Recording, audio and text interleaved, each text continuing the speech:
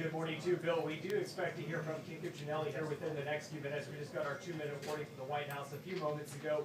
We expect his comments are going to be revolving about this new federal rule to allow immigration officials more power to deny green card applicants based on past use or future use of things like for food stamps as well as for Medicaid, these public programs. Now, this is something that has been talked about now since last October, even though Cuccinelli just joined the administration earlier this year. Now, under this new federal rule, immigration officials will be able to consider denying some visa applicants and green card applicants based on their future use for this programs. The Trump administration says that they want to make sure that people that are applying would not be a burden to society. Officials say this new rule ensures that those that are granted permanent residency would not be a burden to taxpayers and to be self-sufficient. I want to read you part from the Federal Register that this was posted within the last hour or so, and this is a pretty interesting part. It says, quote, DHS acknowledges that one likely outcome of this change is that some individuals who may have been able to immigrate under the 1999 standards will now be deemed inadmissible as likely public charges. Now, I should mention there are some exceptions to all of this, including active duty military members. We are expecting to hear, as I mentioned, from Ken Cuccinelli here within the next few minutes. It's been a little while since we've seen an on-camera briefing from here in the briefing room. It's a pretty packed house here, Bill. We're going to be looking to see what he has to say within the next few minutes.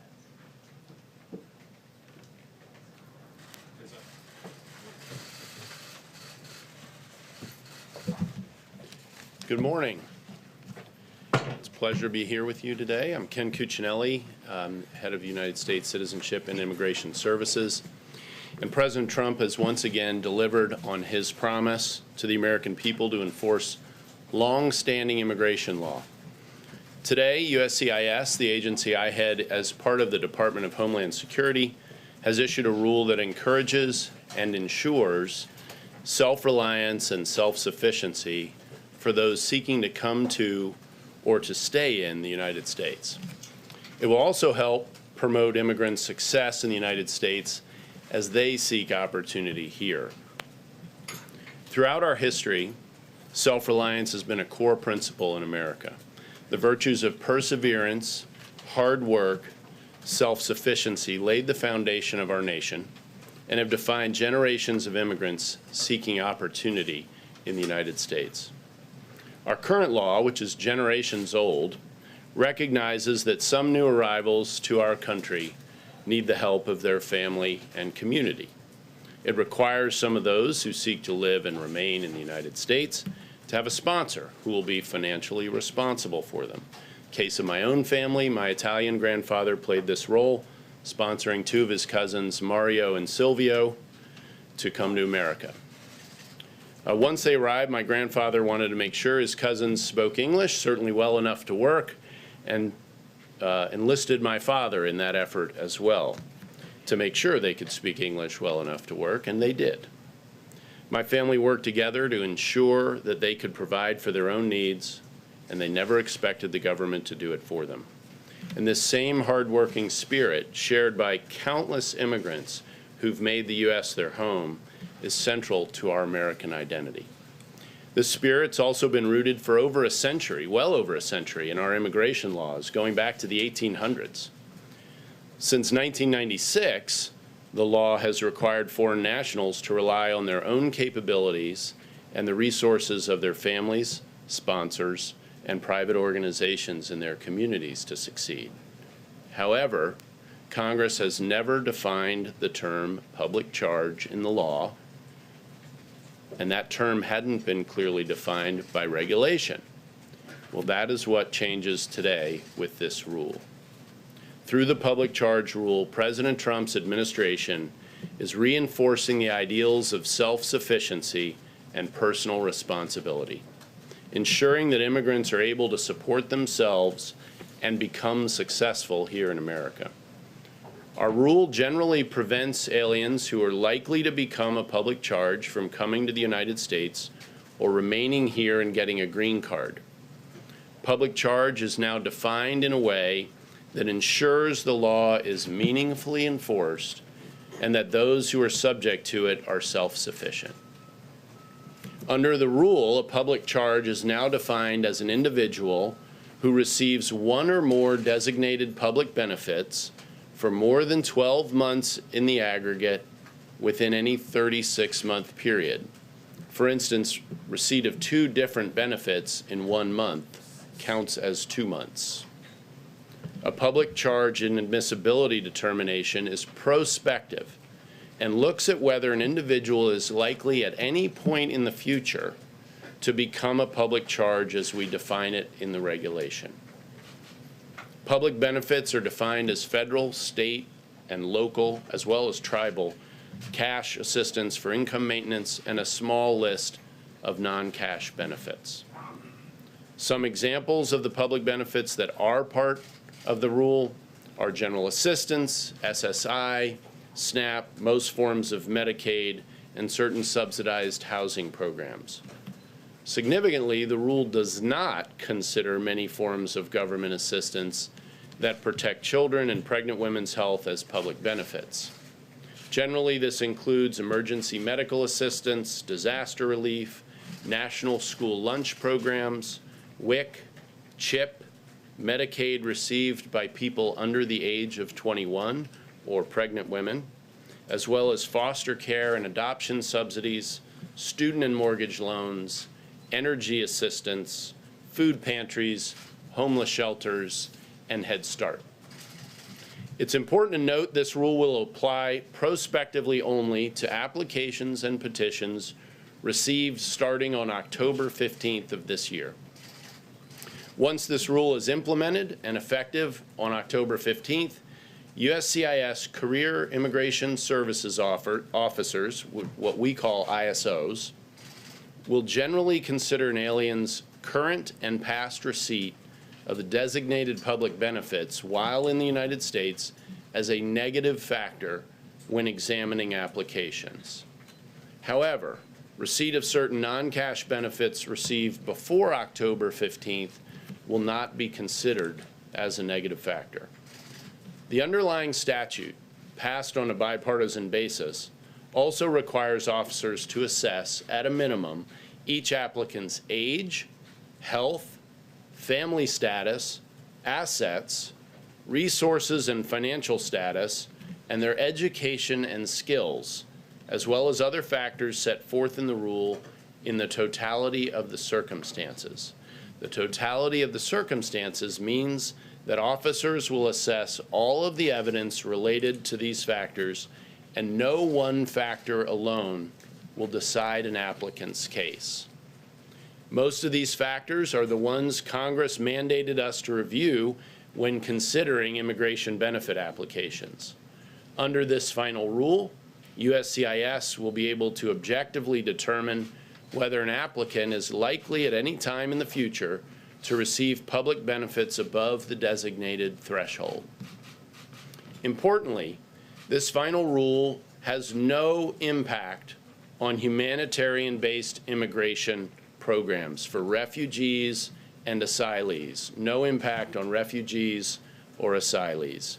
And it clarifies the exemption for trafficking victims and victims of domestic violence. Congress has long carved out exemptions for these categories, and our regulation adheres strictly to the laws as written. The final rule also excludes from consideration public benefits received by certain members of the U.S. Armed Forces and their spouses and children, as well as Medicaid benefits for emergency medical services. Lastly, under the final rule, USCIS can permit an applicant seeking a green card from inside the United States who's inadmissible only on the public charge ground to adjust their status to that of a legal permanent resident if they will post a public charge bond.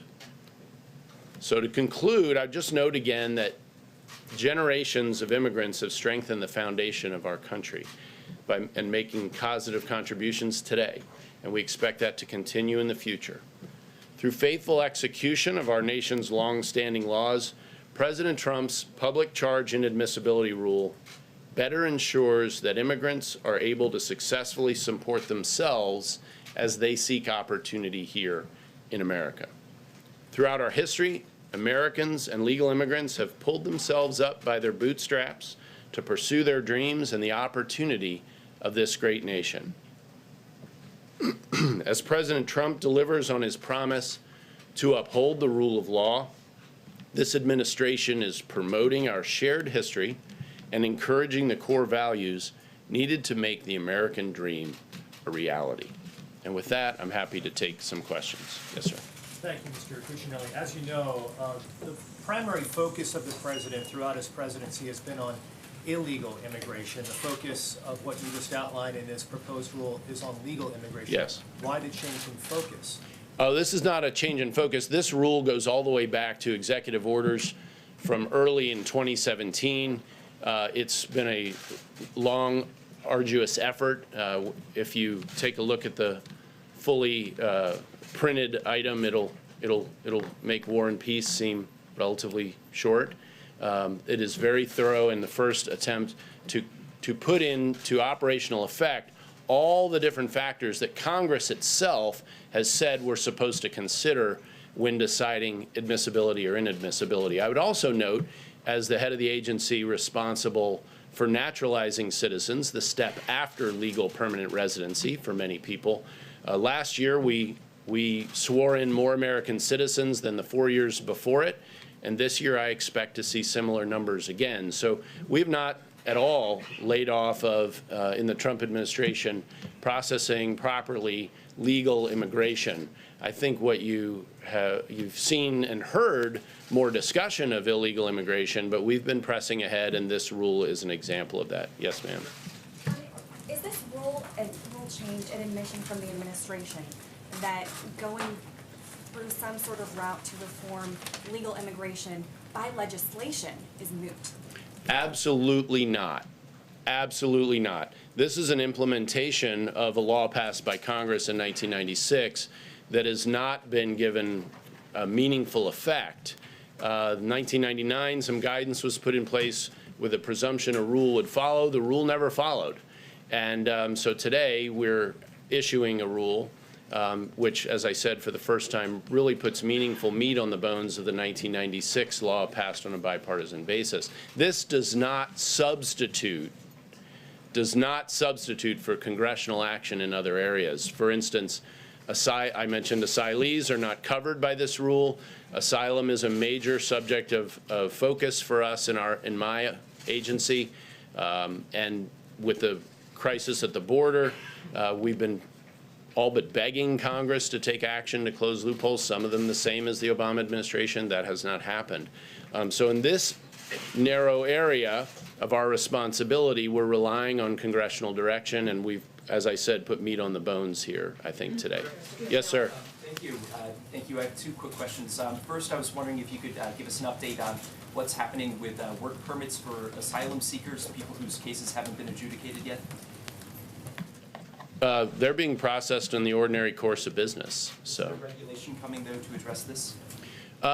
We're working on other things within the agency right now, but I'm not prepared to speak to where those may end up today. Sorry.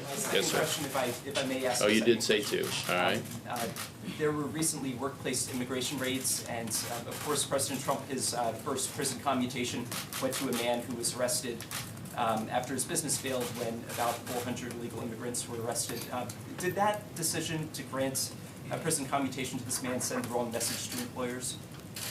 I'm not really prepared to speak to that. I don't think so. The president does those one person at a time. I think what you saw ICE do this week in enforcing the law meaningfully with 7 operations across the state of Mississippi, and of course investigations still ongoing, criminal investigations growing out of that, is a growth for ICE from the previous year. Their enforcement efforts are up, and I think you can expect to see more of that as part of the message of this administration. We're going to enforce the law. Yes, sir. I also do have 2 questions. The first regards the concern that the public charge rule is going to be enforced while the chilling effect on people. For example, if a man has a citizen daughter who might be eligible for either nutritional or housing benefits, he might be afraid to apply for those benefits. His daughter is due. How do you respond to that concern? That's an excellent question. With the receipt by a citizen in the household of public benefits will not affect the consideration for a particular alien as a general matter. So the citizens in that household, again, and their receipt of public benefits don't affect consideration of an alien as a general matter. So you're not concerned about a chilling effect? If you look at just the first page of this rule, you'll see we start out by pointing out the things that are not covered. And we will have on the USCIS website now and forevermore a clear listing of the two. So anyone who has any question about whether the receipt of a particular benefit would be considered in a consideration, for instance, if they applied for a green card, will be able to easily find that from our website, and it is part of the message we're broadcasting. It's why I talked to you and listed so many of the items we don't cover. I hope you all will cover that as well. Yes, ma'am. I had regarding this idea, sorry, Mr. Chen, if I might. Yeah, all right. So then I'm new to this. This will be it for 2 questions. Then we're going to go to 1. But I said yes to you. Go ahead. The second question has to do with the fact that as long as the public charge rule has been in effect since the late 1800s, there have also been, almost as long, the words at the base of the Statue of Liberty that read, "Give us your tired, your poor." You were implementing a public charge rule for the first time. Is that sentiment, "Give us your tired, your poor," still operative in the United States, or should those words come down? Should the plaque come down off the Statue of Liberty? Well, I'm certainly not prepared to take anything down off the Statue of Liberty. We have a long history of being one of the most welcoming nations in the world on a lot of bases, whether you be an asylee, whether you be coming here to join your family, or immigrating yourself. This rule will cover, for USCIS, almost 400,000 people a year whose applications to become legal permanent residents will include a meaningful analysis of whether they're likely to become a public charge or not. I do not think by any means we're ready to take anything off the Statue of Liberty. Yes, ma'am. Could you elaborate a little bit on how big of an issue this is, how much this is costing U.S. taxpayers to have immigrants receiving benefits? And also, there's millions of Americans who accept public benefits, have difficulty paying for health care on their own, for example. So why is that different for someone who's in this country legally, who's struggling to, have certain needs met here as well? So the benefit to taxpayers is a long-term benefit of seeking to ensure that our immigration system is bringing people to join us as American citizens, as legal permanent residents first, who can stand on their own 2 feet, who will not be reliant on the welfare system, especially in the age of the modern welfare state, which is so expansive and expensive, frankly. So that self-sufficiency that has been a central part of the American value set for so long is critical for us and for taxpayers going forward. That's part of the motivation for a rule like this. It's part of the benefit that goes all the way back 140 years.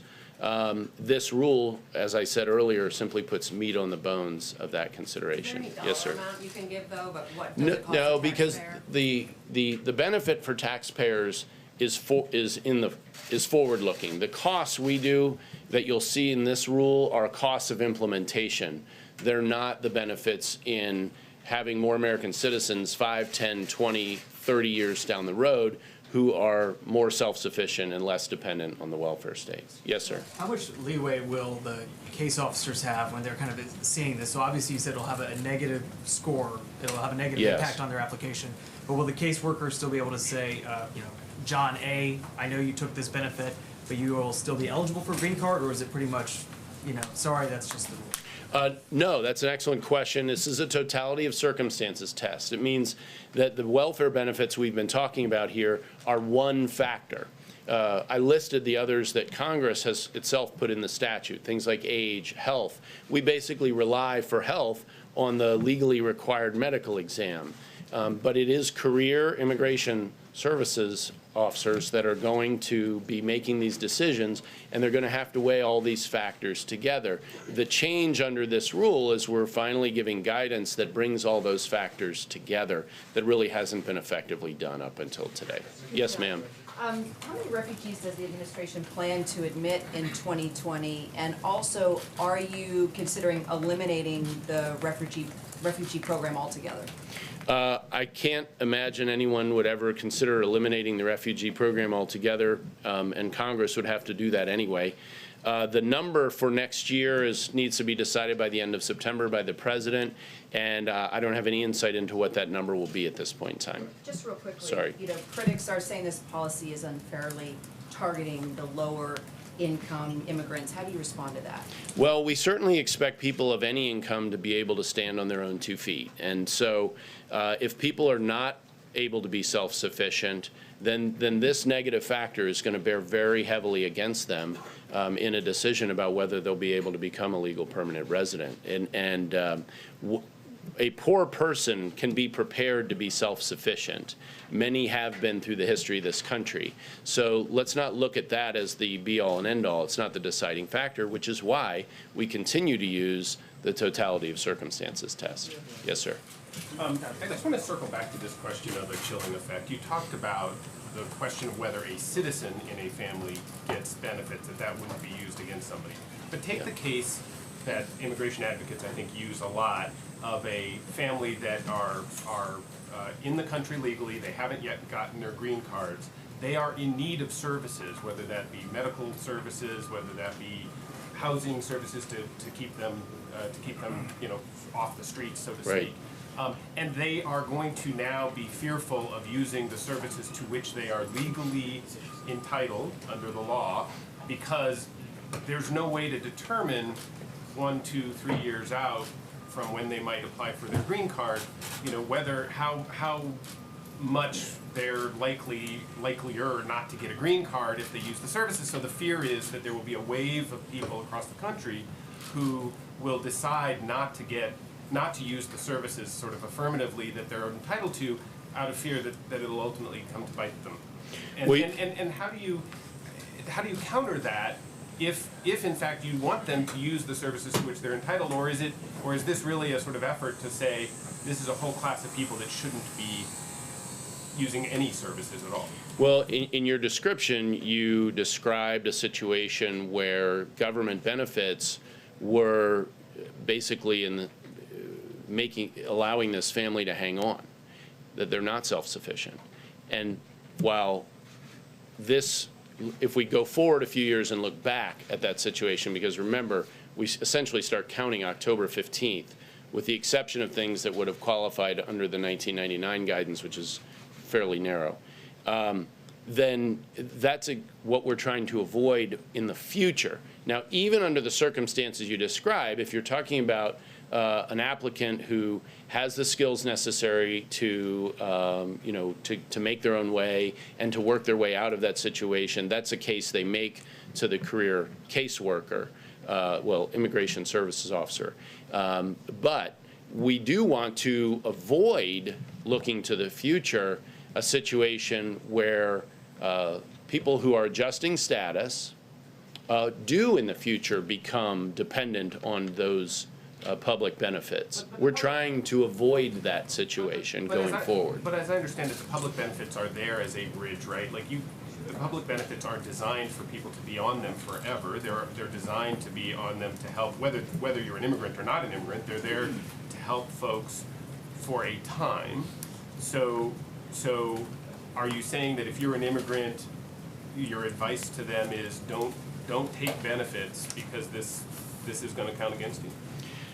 No, I was using your example of where they need them, and there's it's their foundation financially, as I took your description, and I would say that the entire legal immigration system is designed by Congress for the benefit of America, and what we're looking for here are people who are going to live with us either their whole lives or ultimately become citizens who can stand on their own 2 feet with the same sort of requirements that we've had in the past for well over a century. So, yes, sir, in the middle. Will the different benefits be weighted differently or treated differently? Say, if someone uses Medicaid, will that be held against them more than, say, if they use food stamps? So, not the benefits, no, but the use of benefits over the 12-month period in 36 months would be a heavily negative factor. There are negative factors, heavily weighted negative factors. There are positive factors, heavily weighted positive factors. I'll give you an example of the other side. If you have private health insurance, that is a heavily weighted positive factor.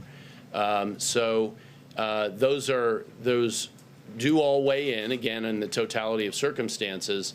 And obviously, we call the more heavily weighted factors heavily because they matter more than the others, but they go in both directions. Yes, sir. We've heard outspoken critics of the administration's immigration policies before, but it seems increasingly we're hearing from U.S. Catholic bishops who are showing their concern. Now, you're Catholic. When you hear the bishop's concern, does it give you any pause when you consider carrying out some of these policies? It doesn't give me pause about implementing the laws that's already been put in place, and particularly given the long history. I used an Italian example from my background. The other half is Irish. So, I'm very familiar with what the Catholic bishops have to say on this subject, and they certainly are vociferous. And I would say, as a Catholic, one of the things I'm proud of is that my church has been one of the best supporters of people in this country before we had a welfare state. So I don't see that changing, and I don't see any conflict with enforcing the law as it's written. Yes, sir. Can you address the Latino community? Some of the Latino community already feel they're been targeted. You have the El Paso shooting, you have the raids in Mississippi. But as John noted before, the issues before were if you were here illegally. Now this obviously extends to legal immigration. Why shouldn't the Latino community feel targeted by this? Well, first of all, this is a 140-year-old legal structure. We're dealing with the most recent iteration of it, but this is not new. This was the same question might have been asked when my Italian immigrants were coming, immigrant ancestors were coming, and all through that 140 years. So we're not doing anything new here. We're simply making effective what Congress had already put on the books. So there's no reason for any particular group to feel like this is targeting them. This will apply across the world. This will apply to more Latinos than any other, likely more Latinos? Well, if we had been having this conversation 100 years ago, it would have applied to more Italians. It would have, we can go, well, that's just fine.